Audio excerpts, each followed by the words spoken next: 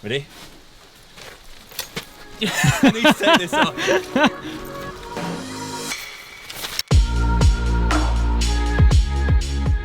So as you may be aware, I might be switching cameras. Might be. It's a big might, because I might not be. But today, I'm going to be testing one of the cameras that's in the running for the swap.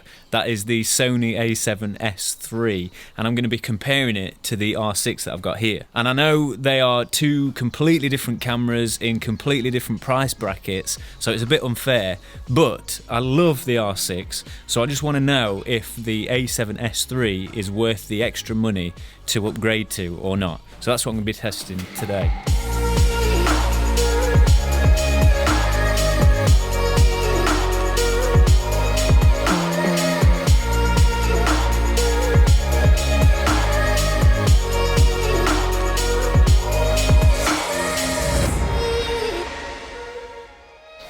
Right, so because I'm comparing the Canon R6 with the Sony A7siii, I want to use both cameras at the same time, so I don't have to film one shot with one camera, put that away, then set the other camera up and film the shot, and then keep swapping. So what I've done is I've got this handy little device. I'm going to put both cameras on it, and then I can have this exact same shot at the same time. It's going to save loads of time, and it's going to be better, basically.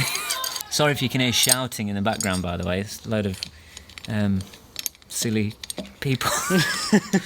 So I've got the exact same focal length set on the lenses, and I'm going to have them pointing at the same place, central, so that the framing is as close as it can be. It's not going to be perfect because naturally the cameras are in a different place, so you'll never be able to get it central on both cameras at the same time, unfortunately. So you will notice a slight difference in the framing, but it'll be as close as it can be. Yeah, here we go. This is my little handheld 2-camera rig. What do you think? It's interesting. I wouldn't mind having a go with it myself. Oh yeah, 100%. It's not bad actually. Let's just press record on both. What was that noise that came out of the Sony then? Right, point number one, I usually turn them off. When I had the A7 III, I turned the noises off because it sounds like one of those old Handycam cameras. It sounds like your dad's camcorder. Yeah, I haven't turned it off yet, so that's the first thing that I'm not a massive fan of. But here we go, this is the framing. So first thing you'll realise is that the Sony is proper full frame, whereas the R6 is slightly cropped in 4K, so there's a slight difference there. Right, let's go and test them both.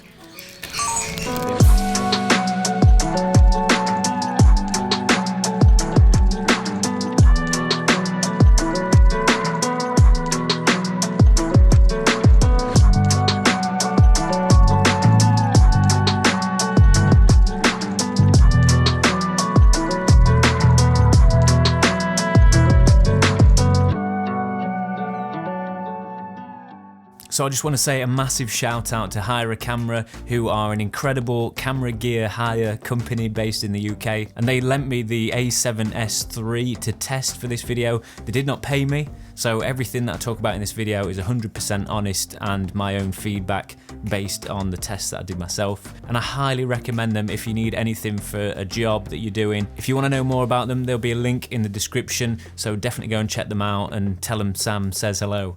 Anyway, back to the review. So I know the Sony camera was meant to have amazing dynamic range, but I didn't realise how good it was until I compared it to the R6. And again, it's a bit unfair because of the price difference, but it is good. I have to say, it is good. When you look at the R6, the highlight roll-off is completely different. There's more contrast baked into the image of the R6. But again, I'm comparing C-Log to S-Log 3. And there's a massive difference in there, and we all know that. So again, it's an unfair comparison. I always thought the R6 was great anyway because of the 10-bit colour. So it is phenomenal, and we can't forget that, especially for the price of the camera. But when you jump up in price, you are getting that extra dynamic range. It's beneficial, especially for things like this. So a huge bonus of the A7S III is that it has dual native ISO. I don't think Sony are calling it that, I'm not sure, I've not done my full research, but there's definitely a shift. For example, the base ISO is 640 and you go higher and it introduces more grain, naturally. But when you go to 12,800, that noise is gone again. So that is like the new base ISO. So beneficial for low light filming. I think there's slightly different base ISOs depending on which picture profile you're using, but that's for the S-Log3. I want to know what you think to me potentially swapping. I don't like it. The amount of times that this man comes to me and says, "Oh, hey, I might be changing," and I'm just like, "Don't do this to me. I need other Canon people in my life. Everybody else I know is Sony, and they're diehard Sony." But you know me, I'm unbiased. You're unbiased. We can still be friends. It'll be still all right. be friends. It'll be I've actually found this little staircase thing that looks quite cool. So I'm gonna get some shots down there. I like it. We'll see what it looks like. Look at this cave. Look at that. So we're at Cresswell Crags. Apparently Morgan's just told me that this is where people used to live, in these caves. People actually used to live inside these cages. Cages. No, they weren't cages like when there was... They found a load of, artifacts. Like there was a tooth that was found that was 80,000 years old. So first impressions with the Sony, when I got it out of the box to begin with, was and I grabbed the grip. It's a very odd grip. It's not comfortable at all. I've gotten used to it a little bit, but still, it's odd. I mean, it's not a deal breaker, obviously, because it's just one thing, and it's probably going to live in a cage, not like one of these cage tiger. But I'm going to have a cage with it. So it's not a deal breaker, it's just very strange. It's an upgrade from the A7 III, I'll give you that, but it's nothing compared to the EOS R, for example, or the R5 or the R6, because they're just like, they're made for the human hand, they are. So this is a bit odd, a bit strange to get used to, but I'm sure I would. The other thing is the LCD display, and I've noticed this with other cameras as well. The Canon's LCD display is the best I've ever used. It's like a really nice representation of the colours that you're going to get. And I really like that, whereas on the Sony, it's smaller, it's slightly smaller, and the R6 is a small LCD screen as it is, but the Sony's even smaller. Plus, they like to pack a load of info around the edges, so it makes it even smaller so you can't see, and I'm just not a fan of the colours on that screen. So it's not like the most inspiring image to look at while you're filming. So I do prefer the Canon in that respect, but I know that when I get it home and I start to edit it, the image is a different story altogether. So you got to kind of see past that, but there is something to be said about having an inspiring image to look at while you're filming. I mean, I'm not 100% sure, but if you can install LUTs on this while you're filming, that'd make a big difference. I mean, obviously you can turn the info display off so you can get the full display, but yeah, still it's just one of those things that has bugged me. But other than that, everything else I quite like, and I'll get to that in a minute. One of the things I don't like about the Canon R6 is the IBIS. Sometimes you get this horrible wobbling in the corners. I don't know if you can see it now because I think I've turned something off and it's made a slight difference, but still, I mean, it's good demonstration right now because I'm walking along, so you can probably see a lot of that happening. I'm interested to know what the Sony looks like, so I'm holding both now, and this is the Sony. You'll be able to see the difference, which one is better, which one's smoother, which one's more natural, and obviously as well, the Sony has a better rolling shutter performance than the Canon, so that's going to make a big difference as well. Record. Boop. I hate the sound that comes from the Sony when you press record. Boop. You could not sound more amateur. Imagine turning up to a professional shoot and your camera goes beep beep. So, can I just ask one question? Are you going to get a Sony? No. Oh, no, I'm not.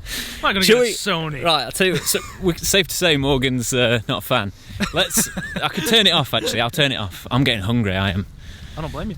So we got here, parked up in the car park, and started to walk through the Cresswell Crags. Walked past this bloke with a set of keys. Let's go up there. Which scared us a little bit.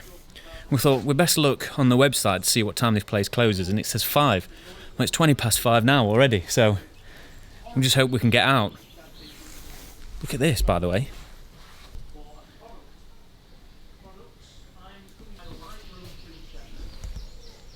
Someone's left their picnic hamper in there. So the Sony has a lot of customization features. You can save custom presets for picture profiles, buttons, whatever you like, and it's very similar with the Canons. But the Sony goes a step further, and that's great because everybody's got their own shooting style, and it's good to have exactly what you want wherever you want it, so you can access those things that you use the most as quick as possible. But where I think that's most useful is in the picture profiles. They've got so many different picture profiles to choose from and combinations. What I like about that is, for example, if you're doing a vlog, I don't want to go through it all and color grade it all separately. I want to just use that footage as it is, free up my computer speed to focus on other things, not color grading all my vlog footage. So you can set up a picture profile for your vlogs, and that's still in a log profile. But then when you switch to other stuff and you want to get some B-roll, you can actually switch to a different picture profile. You've got more options for color grading, and that's great to have. So you can have one picture profile set up for vlogging where it's pretty much already coloured for you, and then your B-roll / professional shoot picture profile when you want a bit more control over your colour grading. Another thing I bang on about all the time with different cameras, because I love the Canon's menu system, it's so easy to navigate. I always had a problem with the Sony, but they've actually upgraded it in this version, and it's great. I can actually get on board with this. They've laid it out slightly differently, and it's super easy to navigate. So, nice one on that. I love that. Another feature that they've added that I absolutely love, and the Canon have gone the opposite way with, is they've gone for the full-size HDMI output, and that's just amazing because I've broken so many of the micro HDMI cables, it's silly. These NP FZ100 batteries are the best I've had. I used to do weddings, and one of these would last me all day up until the first dance, and it'd still be going. So I'd only switch right at the end just in case. Amazing battery life, takes the stress out of whatever filming you're doing. So, bonus. Now what I'm thinking of doing is getting a pro rig setup where I do all my professional shoots, and then like a smaller vlog setup. So I've got two different cameras, but that vlog setup's going to be a bit cheaper. With my main professional setup, I'm going to go for cine lenses, which means I'm going to... Yeah, I thought you'd like that one. I saw you look over instantly. Cine lenses, that's it. So I'm going to go for cine lenses, which means manual focus. So it doesn't really matter if I get a camera that's not got great autofocus. But the fact that Sony has got great autofocus means I've got the best of both if I ever need. And that's great for things like my tutorials that I do indoors, for example, instead of just having the focus set at one point. Morgan, I've turned off the beeps. That might actually make me want to get a Sony. Just that noise alone was just... In fact, hang on. Right, so I've turned off the beeps and it's loads better. I have to say, it's really bad. But wait, let me just show you what it was like. That's the on sound. Are you okay with that, Rick? It takes some getting used to. For anybody that is into photography and likes editing photos, Morgan's actually putting out his preset pack today. His very first preset pack. My very first preset pack. So I'm going to leave a link to his website in the description. If you're into your photos, check this guy out. Great Instagram, great photographer, great... this man. Great YouTuber. This man. Check him out. So I'm really enjoying this camera. I like it more than I thought I would, if I'm honest. But I'm still yet to try a few other cameras. I love the Panasonic Lumix S1H. I'll probably give that another try. I want to give the Blackmagic Pocket Cinema Camera 6K Pro a go, because, you know, the names just keep getting longer and I think it's quite funny. But that's got built-in ND. Now, it's only hard stops of 2, 4 and 6, so it's probably not quite enough, to be honest, especially on bright days. You need that extra. And this doesn't have built-in ND, but it's not a deal breaker, because if I'm going for cine lenses, I could get an adapter that has variable ND built in anyway, so...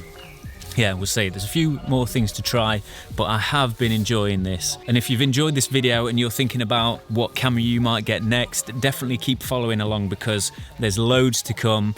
As I say, I'm testing loads more cameras to find out, so definitely follow along. Hit the notification bell to get notified of new videos when I upload them so you don't miss anything. Oh yeah, the other thing about the Blackmagic is the battery life. I mean, this ticks a lot of boxes, to be honest. It really does.